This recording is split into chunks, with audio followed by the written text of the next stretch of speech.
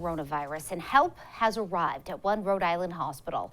Emergency medical personnel sent through FEMA are now inside Kent Hospital, assisting amid the Omicron surge.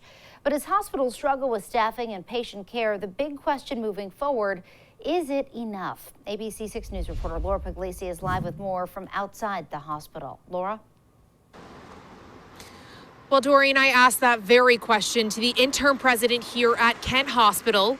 The Health and Medical Task Force team just arrived here yesterday at a time he says they really needed help here. And of course, it is that federal help that's finally here and made it our way to the area. And like you said, the big question moving forward, did it make a difference? FEMA help now will get us through this hump.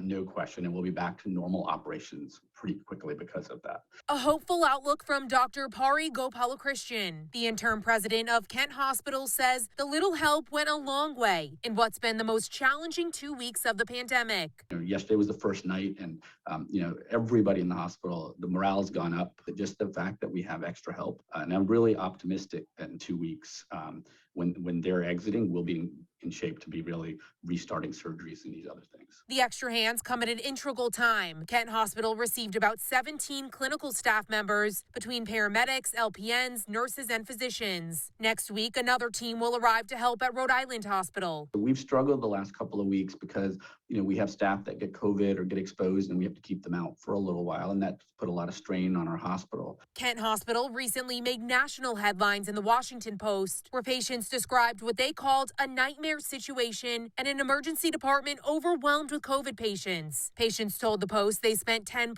hours sitting with other infected patients waiting for care. But Dr. Gopalakrishan says patient care has not suffered. It highlights some vulnerabilities in every hospital.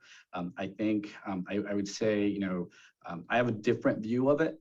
I think, our staff have really stepped up pretty tremendously through this all. Anybody that's come in here with an emergency has gotten taken care of.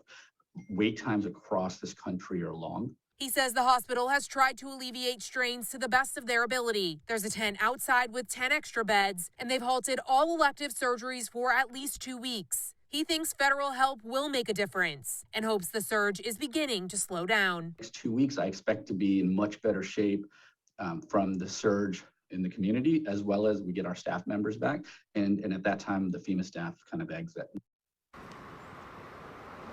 And until they get back on their feet, he says you can expect longer wait times, especially for non-emergency needs. And he says if you do have a non-emergency need that you need to be seen for, to first go to your family doctor before heading here to the hospital.